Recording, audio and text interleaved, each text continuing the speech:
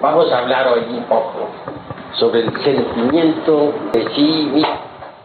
Vale la pena que reflexionemos sobre esta cuestión del sentimiento de sí mismo. Conviene que entendamos a fondo la cuestión del falso sentimiento del yo. Todos en el fondo aquí de nuestro corazón tenemos siempre el sentimiento de sí mismo. Nos conviene saber si este sentimiento es correcto o equivocado. Es necesario, pues, entender lo que es este sentimiento del yo. Ante todo, urge entender que las gentes estarían dispuestas a abandonar el alcohol, el cine, las pachangas, etcétera, menos sus propios sufrimientos. La gente adora sus propios dolores, sus sufrimientos. Se despegarían más fácilmente de un rato de alegría que de sus propios sufrimientos. Sin embargo, parece paradójico que todos se pronuncian contra los mismísimos sufrimientos, que se quejan de sus dolores, mas cuando en verdad hay que abandonarlos, en modo alguno están dispuestos a semejante renunciación. Ciertamente, tenemos una serie de fotografías vivientes de sí mismos. Fotografías de cuando teníamos 18 años, fotografías de cuando éramos muchachos, fotografías de cuando éramos hombres de 21 años, fotografías de cuando teníamos 28 o 30, etcétera, etcétera, etcétera. A cada una de esas fotografías psicológicas le corresponde toda una serie de sufrimientos. Eso es ostensible. Y gozamos examinando tales fotografías y nos deleitamos en narrar a los demás los sufrimientos de cada edad, las dolorosas épocas por las que pasamos, etcétera. Hay un gusto bastante exótico, bohemio, dijéramos, cuando narramos a otros nuestros dolores, cuando les decimos que somos gentes de experiencia, cuando les contamos las aventuras de muchachos, la forma como tuvimos que trabajar para ganarnos el pan de cada día, la época más dolorosa de la existencia, cuando andábamos por ahí buscando los centavos para subsistir. Cuántos dolores, qué tormentos. En todo eso gozamos. Cuando estamos haciendo ese tipo de narraciones, somos verdaderamente bohemios, entusiastas. En vez de deleitarnos, en este caso, con el alcohol, con el cigarro, nos deleitamos la historieta, con la novela, con lo que nos pasó, con lo que dijimos, con lo que nos dijeron, con la forma en que vivimos, etcétera, etcétera. Es una especie de bohemia bastante exótica que nos gusta. En modo alguno parece que estamos dispuestos a abandonar nuestros propios sufrimientos. Ellos son, pues, el narcótico que a todos gusta, el deleite que a todos agrada. Y mientras más accidentada una vida, parece que nos sentimos más exóticos, más bohemios con nuestros dolores. Cosa absurda, por cierto. Pero observen ustedes que a cada situación corresponde un sentimiento. un sentimiento del yo, del mí mismo. Sentimos que somos, sentimos que existimos. En este momento están ustedes reunidos aquí, escuchándome. Yo estoy hablándoles. Ustedes sienten que sienten. Tienen aquí en el corazón el sentimiento de sí mismos. Y están seguros de que ese sentimiento es correcto. Posiblemente que sí, están seguros de eso. ¿Acaso ese sentimiento que en este momento tienes, el sentimiento de existir, el sentimiento de ser y de vivir, será el verdadero? ¿O será un falso sentimiento?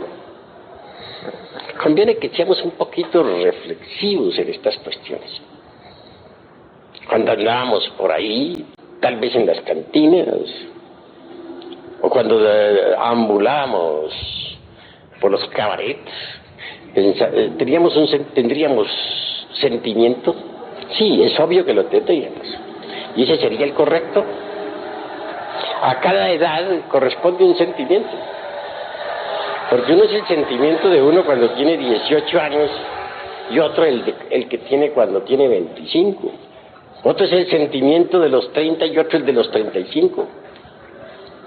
Y un anciano de 80 años indudablemente tendrá su propio sentimiento. ¿Cuál de ellos será el verdadero? Y es algo muy tremenda esta cuestión del sentimiento de sí mismo. Porque uno siente que siente, uno siente que existe, uno siente que vive, uno siente que es, uno siente que siente. Tiene corazón y siente. Y dice yo. Pero son muchos los yoes. ¿Cuál de los sentimientos será pues el exacto?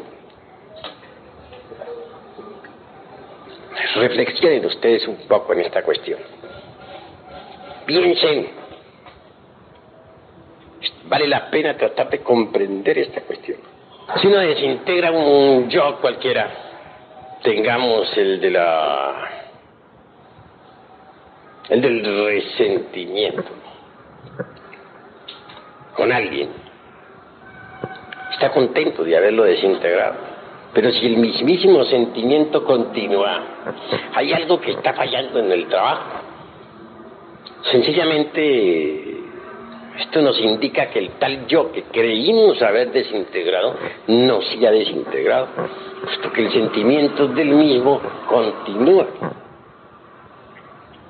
Si perdonamos a alguien, y más aún si calificamos, y más aún si cancelamos, dispensen, el dolor que si alguien nos ha producido, pero continuamos allá con un sentimiento igual, pues esto nos está indicando que no hemos cancelado pues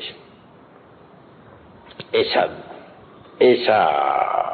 agravio, o ese mal recuerdo, o esa mala acción que alguien nos produjo.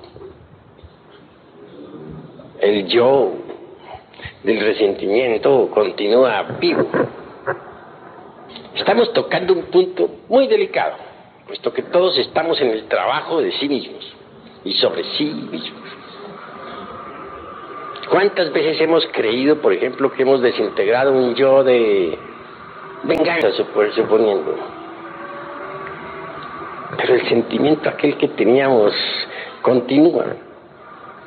Esto indica que no logramos entonces desintegrar tal yo. Eso es obvio.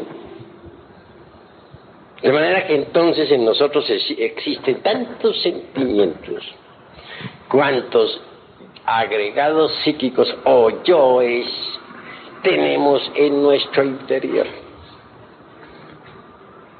Si tenemos 10.000 agregados psíquicos, indubitablemente tendremos 10.000 sentimientos de sí mismo. 10.000, cada yo tiene su propio sentimiento. Así pues, una pauta a seguir en nuestro trabajo sobre sí mismos es esta cuestión del sentimiento. Intelectualmente podremos haber aniquilado el yo del egoísmo. Pero ¿continuará acaso existiendo en nosotros el sentimiento del egoísmo? Ese sentimiento de primero yo, y segundo yo, y tercero yo. Seamos sinceros consigo mismos. Y si continúa existiendo tal sentimiento es porque el yo del egoísmo aún existe. Así pues, hoy los he invitado a ustedes a comprender esta cuestión del sentimiento. Cuesta mucho trabajo que las gentes, pues, se resuelvan a entender la necesidad de desintegrar el ego, pero más trabajo cuesta que entiendan lo que es el sentimiento. Suele ser tan fino, se escapa, es tan sutil. En todo caso, en este trabajo sobre sí mismos, mis queridos hermanos, hay 3 líneas que nosotros debemos entender. Primero, el trabajo sobre sí mismos. Propósito, desintegrar los agregados psíquicos que en nuestro interior tenemos. Viva personificación de nuestros errores. Segundo, el trabajo con los demás. Necesitamos aprender a relacionarnos con los demás. Y tercero, el amor al trabajo. El trabajo por el trabajo mismo. Son las 3 líneas a seguir. Si una persona, por ejemplo, dice que está trabajando y cree que está trabajando sobre sí misma, pero no se presenta ningún cambio en esa persona, si el sentimiento equivocado del yo continúa, si su relación con sus semejantes es igual, entonces está demostrando que esa persona no ha cambiado. Y si no ha cambiado, pues entonces no está trabajando sobre sí misma correctamente. Eso es obvio. Necesitamos cambiar. Mas después de un cierto tiempo de trabajo, el sentimiento del yo continúa igual. Si el proceder con las gentes es el mismo, ¿podría acaso afirmarse que hemos cambiado? En verdad que no. Y el propósito de estos estudios consiste en cambiar. El cambio debe ser radical, porque hasta la propia identidad que poseemos debe llegar a perderse para sí mismos. Un día, por ejemplo, Arce buscará a Arce, ya Arce no existe, se le ha perdido a sí mismo. Eso es claro. Un día Uzcategui dirá, ¿qué se hizo Uzcategui? Ya no existe. Ha desaparecido para Uzcategui. Así que en realidad, de verdad, hasta la mismísima identidad tiene que perderse para sí mismos. Tenemos que volvernos absolutamente diferentes. Yo conozco aquí mismo, entre los hermanos, sé de algunos cuyo nombre no menciono, que hace años y años y años están estudiando aquí conmigo. Yo os veo lo mismo. No han cambiado. Tienen su misma conducta, cometen sus mismos errores. Como los cometieron hace 20 años, los cometen hoy. Iguales. No indican, no acusan ningún cambio. No hay nada nuevo en ellos. ¿Cómo son? Como eran hace 20 años. O hace 10, o hace 50. Cambio, ninguno. Entonces, ¿qué están haciendo esas gentes? ¿Qué hacen aquí? Se están perdiendo el tiempo miserablemente, ¿verdad? Porque el objeto de nuestros estudios es cambiar psicológicamente, convertirnos en seres diferentes. Pero si continuamos siendo lo mismo, Si XX fulano es el mismo que era hace 10 años, pues entonces no ha cambiado ni está haciendo nada, está perdiendo su tiempo. Eso es obvio. Les invito a todos ustedes a esta reflexión. ¿Quieren cambiar o no quieren cambiar? Si van haciendo siempre los mismos, entonces ¿qué están haciendo? ¿Con qué objeto están aquí reunidos en la tercera cámara? ¿Para qué? Hay que ser más reflexivos. Una guía a seguir es esta cuestión del sentimiento, del yo.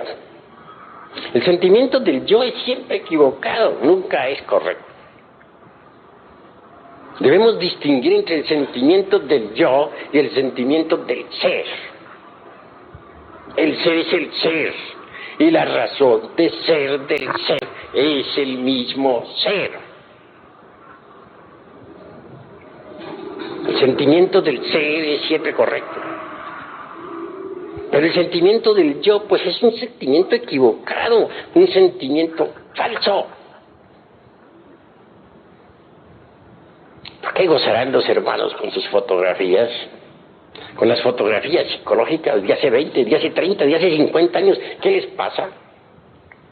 Cada fotografía es psicológica, esa va acompañada de un sentimiento diferente. Sí, el sentimiento del jovencito de 18 años que se emborracha, el sentimiento del muchachito de 20 que anda con la noviecita o por los caminos de la perversidad, etcétera.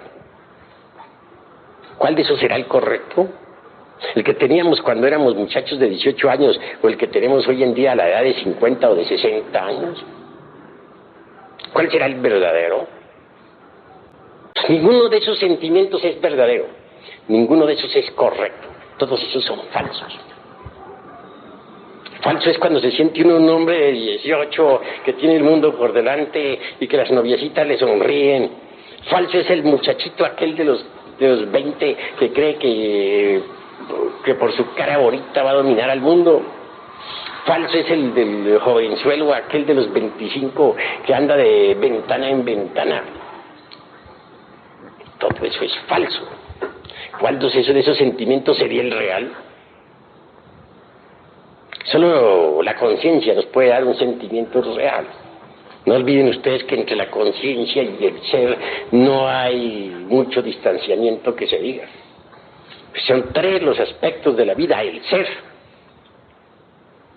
el sat, en sánscrito, la conciencia, chit, y la felicidad, ananda.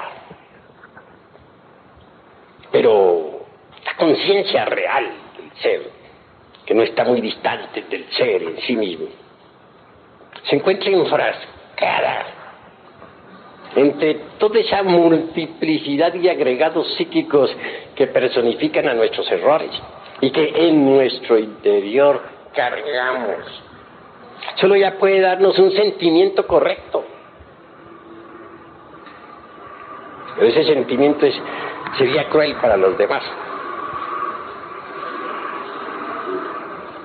Porque los demás están enfrascados en falsos sentimentalismos que nada tienen que ver con el verdadero sentimiento del ser. El sentimiento de la conciencia objetiva real es lo que cuenta, es lo importante.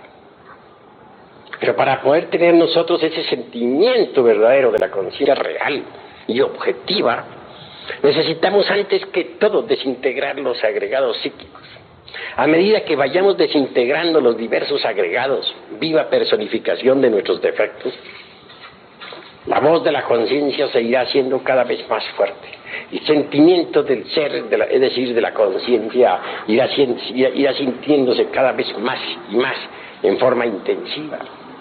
Y a medida que vayamos sintiendo con la conciencia, nos daremos cuenta de que, el falso sentimiento del yo nos conduce al error.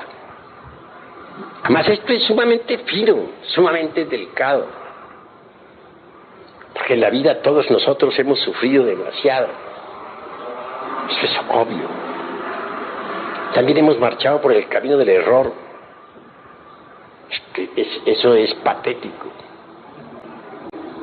y en todos los aspectos de nuestra vida, en cada proceso, en cada instante, hemos sentido aquí en el corazón algo que se llama sentimiento. Ese algo lo hemos siempre considerado como la voz de nuestra conciencia. Lo hemos considerado como el sentimiento de sí, como el sentimiento real al cual hemos obedecido, como el único que puede conducirnos por el camino recto, etc. Mas desgraciadamente hemos estado equivocados, mis queridos hermanos. Como prueba de nuestra equivocación es que más tarde hemos tenido otro sentimiento completamente diferente, totalmente distinto. Y mucho más tarde otro sentimiento más distinto. Entonces, ¿cuál de los tres era el verdadero? Entonces hemos sido víctimas todos de un autoengaño. Siempre nos ha guiado a nosotros, o siempre hemos confundido al sentimiento del yo con el sentimiento del ser. Hemos sido víctimas de un autoengaño. Y aquí no puedo hacer excepciones. Hasta yo mismo marché por el camino del error cuando creí que el sentimiento del yo era el sentimiento del ser. No hay excepciones. Todos hemos sido víctimas del autoengaño.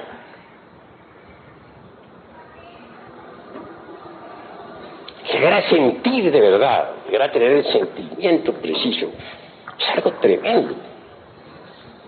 El sentimiento preciso, es el de la conciencia superlativa del ser. En todo caso, nosotros debemos marchar por el camino de la aristocracia de la inteligencia y de la nobleza del espíritu. A medida que avancemos por esa senda tan difícil del autoconocimiento y de la autoobservación de sí mismos de momento en momento, iremos también aprendiendo a sentir correctamente. Iremos aprendiendo a conocer el sentimiento auténtico de la conciencia superlativa del ser.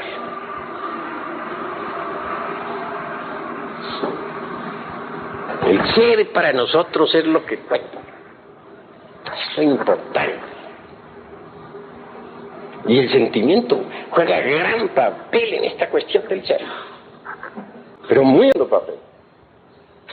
¿Cuántas veces creímos que andábamos bien por el camino de la vida, guiados por el sentimiento vivo de una auténtica realidad? Sucedió que entonces andábamos peor que antes, que nos guiaba un falso sentimiento, el del yo. Hay personas que no son capaces de despegarse del falso sentimiento del yo, jamás. Tienen una serie de fotografías sobre sí mismas que no abandonarían por nada de la vida, ni por todos los tesoros del mundo. Gozan con sus dolores, y renunciar a ellos sería peor que la muerte misma. Las gentes viven quejándose y gozan en las quejas, y nunca abandonarían sus dolores. Es terrible esto que les estoy diciendo, pero es la verdad. Por un falso sentimiento del yo podemos perder toda la existencia íntegra. Porque si pasan los 20 años y los 30 y los 40 y los 50 y los 60 y llegamos a los 80, si acaso llegamos, porque muchos mueren antes de los 80, por ese mismo falso concepto, falso sentimiento del yo, para ser más claro. Y ese falso sentimiento que tenemos del yo nos embotella completamente en el ego. Y al fin morimos sin haber dado ni un paso adelante. Por lo común las gentes, al enfrentarse a la vida, no reciben las experiencias directas en la conciencia. No, tienen una serie de preconceptos, prejuicios en la mente terribles. Cualquier reto, pues es de inmediato, dijéramos, escudado por algún prejuicio o preconcepto. Todo lo que sucede en la vida llega no directamente a la conciencia, sino a toda esa multiplicidad de prejuicios que tenemos dentro, a toda esa diversidad de sentimientos equivocados y contradictorios, pero nunca la conciencia. Y en consecuencia, pues, permanecemos dormidos toda la vida. Miremos un viejo neurasténico, por ejemplo, de 80 años, rancio, torpe en el pensar, botellado en algún dogma, tiene un sentimiento de sí mismo totalmente equivocado. Cuando algo les llega, no toca su conciencia, todo lo que les llega, llega a su mente. Y esta, como está llena de tantos prejuicios, costumbres, hábitos mecánicos, etcétera, pues reacciona de acuerdo con su propio condicionamiento. Reacciona violentamente, cobardemente, etcétera, etcétera, etcétera.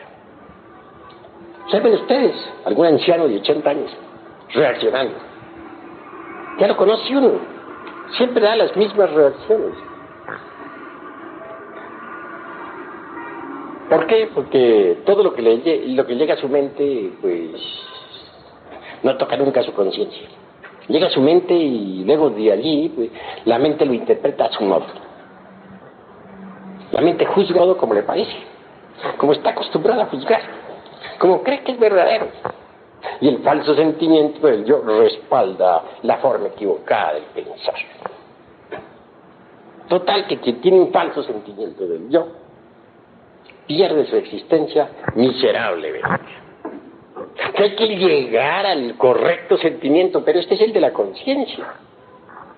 Nadie podría llegar a tener ese correcto sentimiento si antes no desintegrara los agregados psíquicos. A medida que uno va desintegrando los agregados psíquicos, el correcto sentimiento se va a manifestar. Cuando la desintegración es total, también el sentimiento correcto es total. Pero por lo común el sentimiento correcto de sí mismo está en pugna con el sentimiento falso del yo. Es que el sentimiento correcto de la conciencia está más allá de cualquier código de ética, más allá de cualquier código moral establecido por alguna religión, etcétera. Por lo común los conceptos morales establecidos por las distintas religiones, pues en el fondo resultan falsos. Como la conciencia humana hoy en día está tan dormida,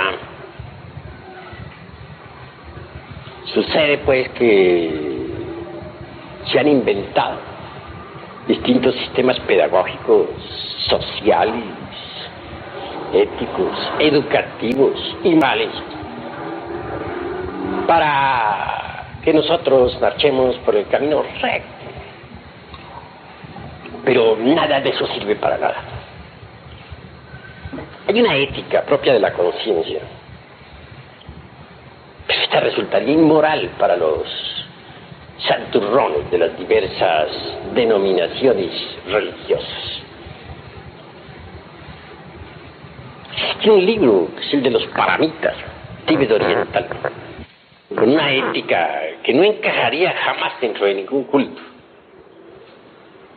porque es de la conciencia. Y no me estoy pronunciando contra ninguna forma religiosa, únicamente contra ciertas formas o contra ciertos, dijéramos, armazones oxidados dentro de los cuales está embotellada hoy en día la mente y el corazón. Ciertas estructuras caducas y degeneradas de falsa moral convencional.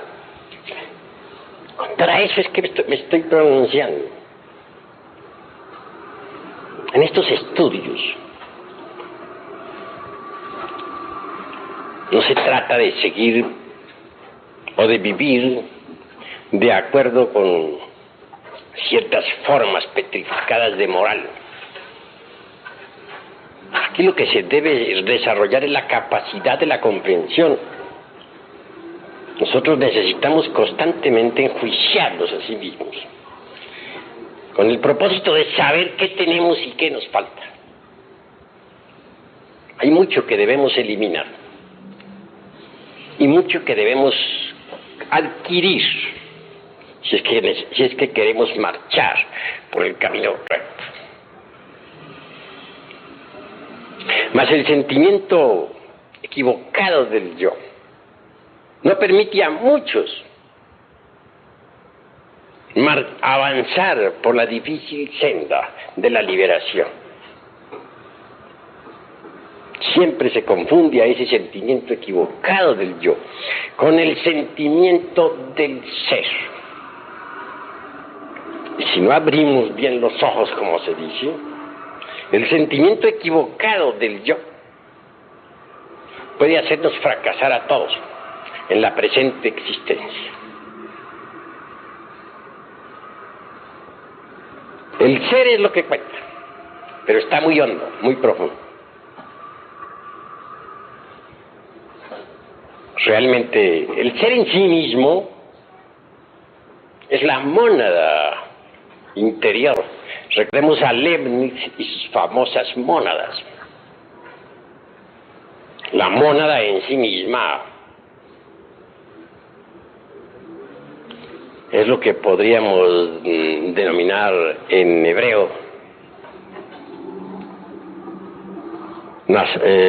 Nashemah, es decir, Atman Budi. Atman, ¿quién es Atman? Es el íntimo, el ser. Sobre eso nos dice algo precisamente dioses atómicos. Antes de que la falsa aurora apareciera sobre la tierra, aquellos que sobrevivieron al huracán y a la tormenta alabaron al íntimo, y a ellos se les aparecieron los heraldos de la aurora. Neshama, es decir, Atman Budi es la mónada citada por un Leibniz y su filosofía monádica.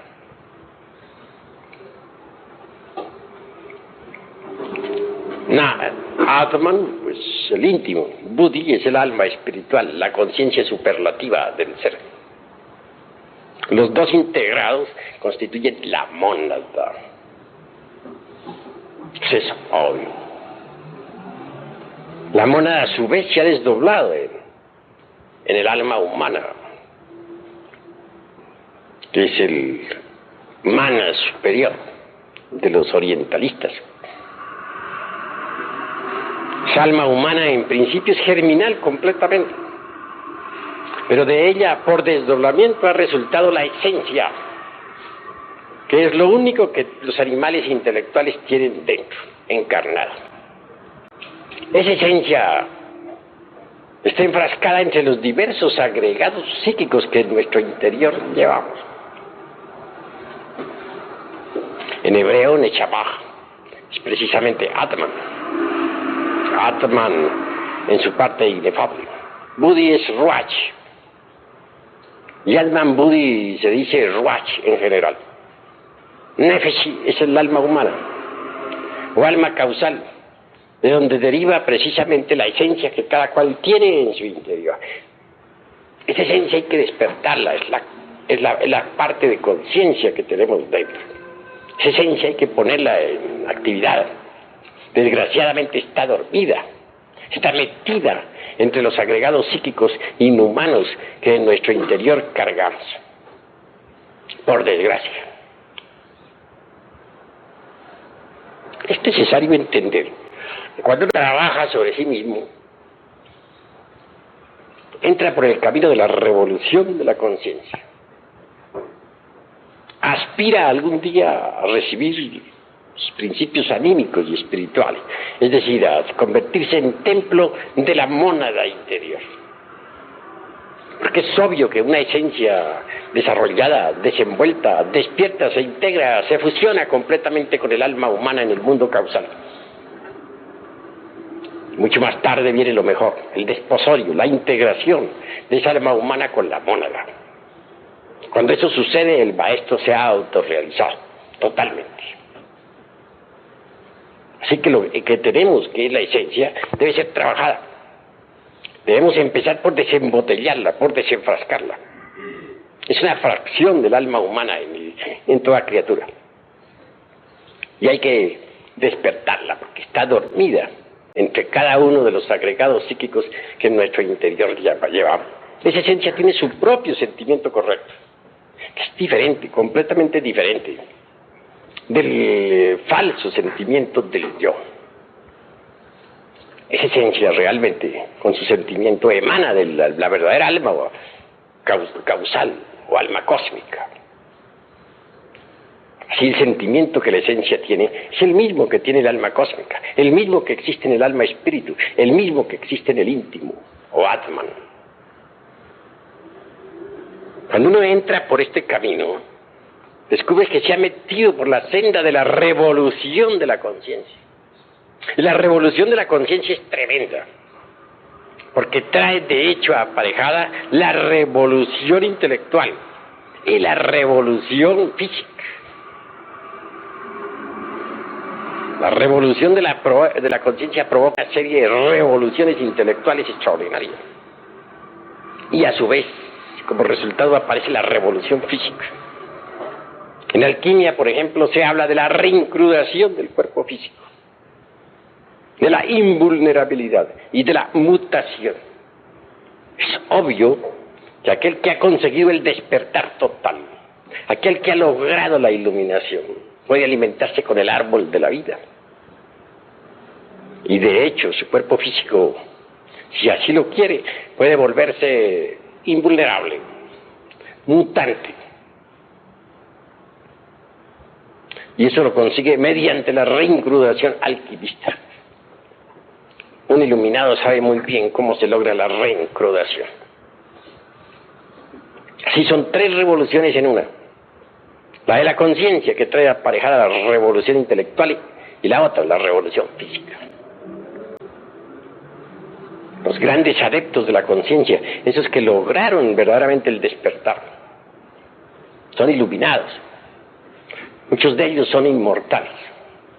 Recordemos nosotros a nada menos que Sanat Kumara, el anciano de los días, el fundador del Colegio de Iniciados de la Blanca Hermandad. Trajo su cuerpo físico a la Tierra, vino desde Venus. Ese gran maestro, habiendo ya pasado más allá de toda necesidad de vivir en este mundo, se ha quedado en este mundo para ayudar a los que marchan por la rocallosa senda que conduce a la liberación final. Sanat Kumara es alguien que puede sumergirse totalmente entre el océano de la gran luz, pero ha renunciado a toda dicha para quedarse aquí con nosotros, y está con nosotros, por amor a nosotros.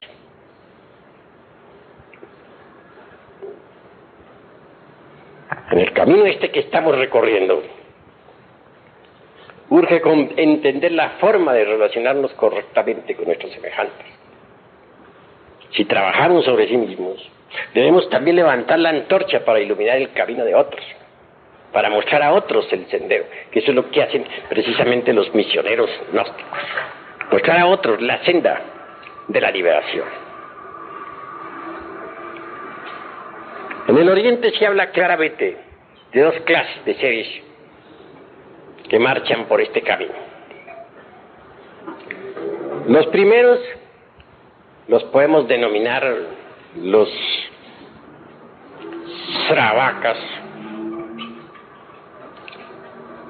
y los Budas Praitecas. Obviamente, ellos son ascetas. Saben que el falso sentimiento del yo lo conduce a uno al fracaso. ¿Me entienden? Se han preocupado por trabajar intensivamente sobre sí mismos. Han hecho sus votos. Algunos de ellos hasta han diluido el ego. Pero no trabajan por los demás. No hacen nada por el prójimo. Estos budas praitecas y sravacas obviamente gozan de cierta iluminación y de cierta felicidad. Nunca han llegado en realidad de verdad a ser verdaderos bodhisattvas en el sentido más estricto de la palabra. Hay dos clases de bodhisattvas: los que tienen al bodhisattva en su interior y los que no lo tienen. ¿Qué se entiende por el bodhisattva?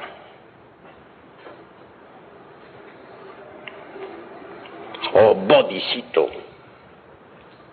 Sencillamente,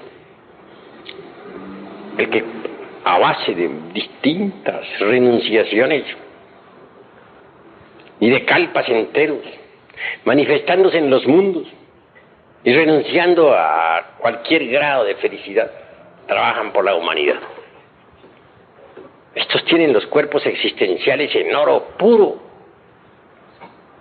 porque eso es el bodhisattva, los cuerpos existenciales superiores del ser y la sabiduría y la experiencia adquirida a través de sucesivas eternidades.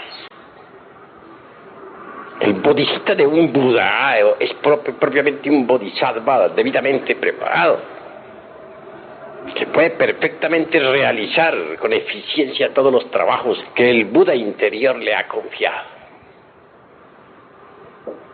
¿Creen ustedes acaso que el bodhisattva, que en realidad de verdad se ha desarrollado, dijéramos, de acuerdo en el terreno, dijéramos, vivo del bodhisattva, podría acaso llegar a ser, dijéramos, a fracasar en los trabajos que tiene que realizar? Obviamente que no, porque está debidamente preparado. Se entiende por bodhisattva precisamente todas esas experiencias, todos esos conocimientos adquiridos a través de las edades, los vehículos en oro puro, la sabiduría patente del universo. Obviamente el bodhisattva provisto de tal bodhisattva se manifiesta a través de distintos mahamantaras y a la larga viene a convertirse verdaderamente en un ser omnisciente. La omnisciencia es algo que hay que conseguir, que hay que lograr, que no se, en modo alguno nos viene de regalo. Es el producto de distintas manifestaciones cósmicas y de incesantes renunciaciones. El bodhisattva que posee pues dentro de sí mismo al bodhisattva, es decir, a todas esas sumas de conocimientos, experiencia y vehículos de oro, etc., jamás se dejaría guiar por un falso sentimiento del yo. Pero este falso sentimiento del yo suele refinarse espantosamente. Hay individuos que han logrado muchos refinamientos espirituales y sin embargo aún son víctimas del falso sentimiento del yo. Entender esto es básico en la gran obra. Es fundamental. Todos tenemos derecho a aspirar a la iluminación, pero tampoco debemos codiciar la iluminación.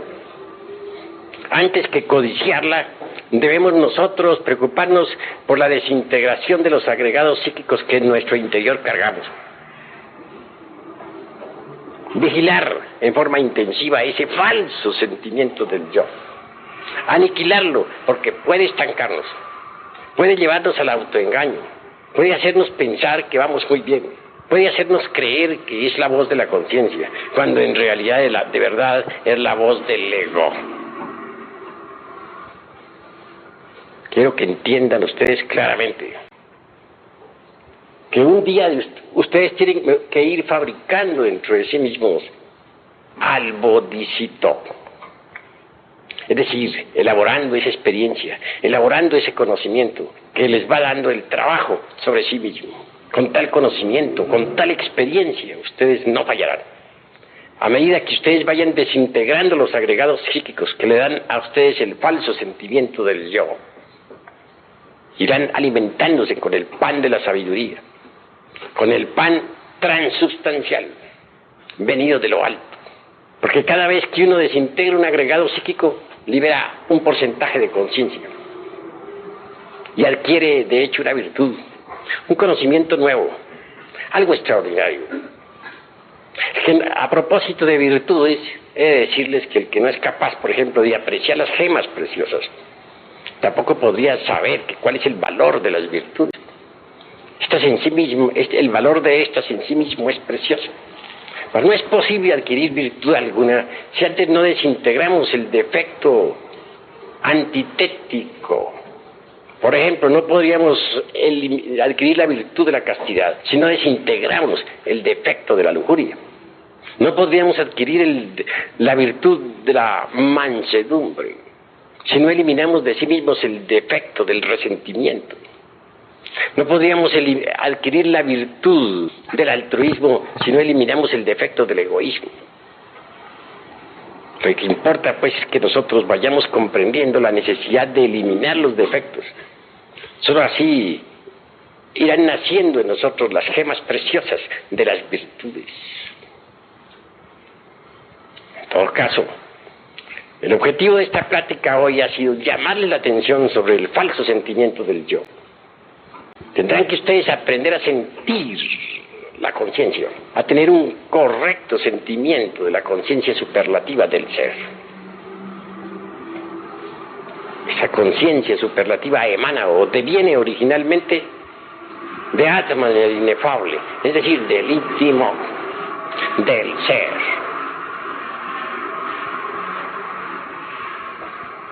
Sí, mis queridos hermanos,